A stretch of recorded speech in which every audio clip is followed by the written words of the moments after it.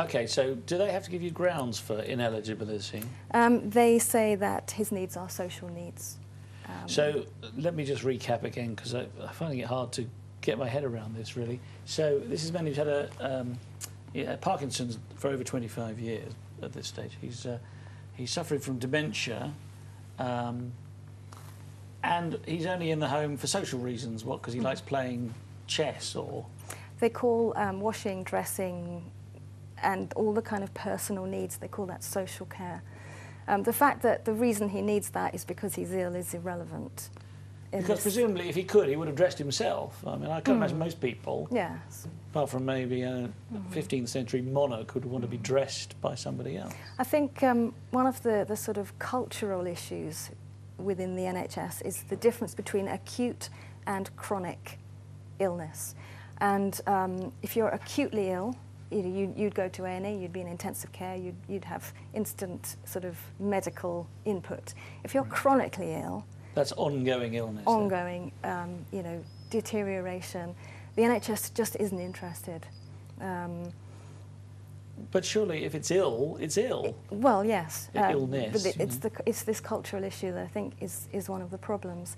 And because he's an old man, he's deteriorating gradually. He's got a degenerative disease. You know, it's a chronic condition. There's no real urgent nursing input in any given day.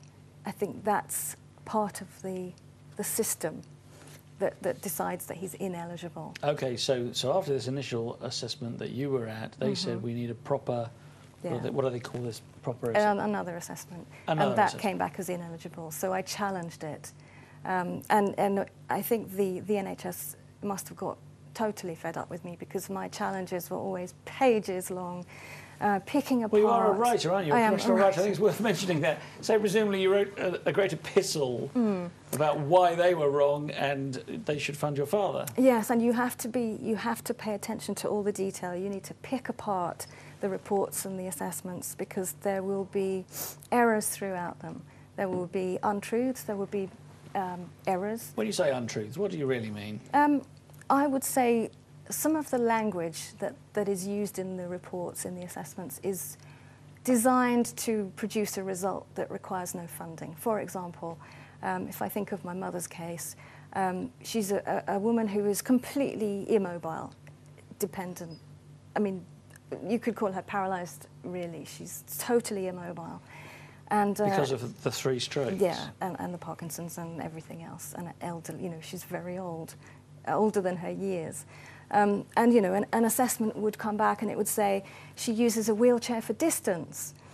And you would think... Oh, that means she's running around the house the rest of the time. And, but actually she was using it all the time, was she? No, she only was in a wheelchair when somebody might be wheeling her to the loo.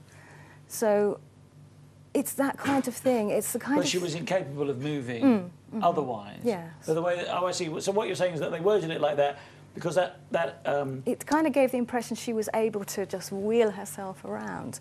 And other things like, for example, one of the assessors came to do one of the early assessments and Mum was in bed, but she was awake. And the assessor said hello to her and she kind of murmured a reply. In the assessment, it said, oh, we didn't want to disturb her because she was asleep. And that was their reason for not including her in the assessment. It's little things like that you have to be so careful of because the assessments will be littered with them. And unless you pick them apart, they'll just go through. Can I just interject? What they're looking for here is the hook to say the nursing care or the medical care that is needed is simply ancillary to the other care, the social care that she needs. It's not the primary need.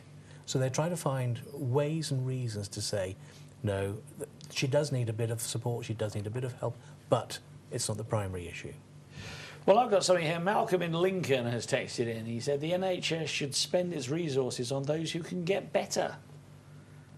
What do you think about that? It's a point of view. I wonder if somebody very close to him would also, he'd feel the same about that. Well, let us know, Malcolm. I wonder if he's in that position, if he would feel the same. Yeah. Just because somebody's not going to get better doesn't mean they're of lesser significance.